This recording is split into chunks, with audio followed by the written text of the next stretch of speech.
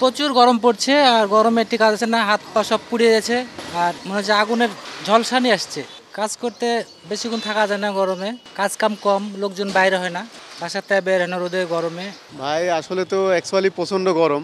আমরা তো একটা জব করি, তো মার্কেটে আমাদের যে ফিল্ডে যে কাজ প্রচণ্ড সমস্যা, রোদে টিকতেই পারতেছি না। এত পরিমাণ তাপমাত্রা যে মনে হচ্ছে যে আগুনের হিট আসতেছে, তো সব মিলে খুবই কষ্টের মধ্যে আছি। এত পরিমাণ গরম যে জীবন নিয়ে চলাচল দুষ্কর হয়েছে।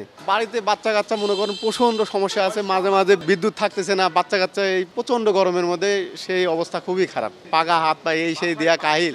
গরমে মূলত যে সমস্যা হচ্ছে, আমাদের বাইক চালাতে অনেক সমস্যা হচ্ছে, রোদে হাতের এই হাতগুলো পুড়ে যাচ্ছে, আর অতিষ্ঠ গরমে শরীর অটোমেটিকলি ঘামে, জামা কাপড় ভিজে যাচ্ছে, একটা জামা একদিনের বেশি 2 দিন পরা যাচ্ছে না, হিট স্ট্রোকের সমস্যা হচ্ছে, মাথা ঘুরে যাচ্ছে।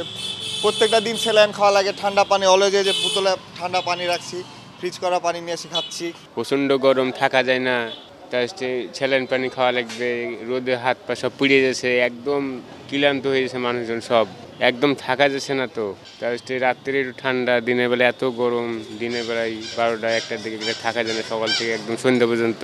রাস্তায় চললে গরমে হাত মুখ সব একদম, রাস্তার গরমে সব পুড়ে গেছে, হাত পা সব কালো হয়ে গেছে।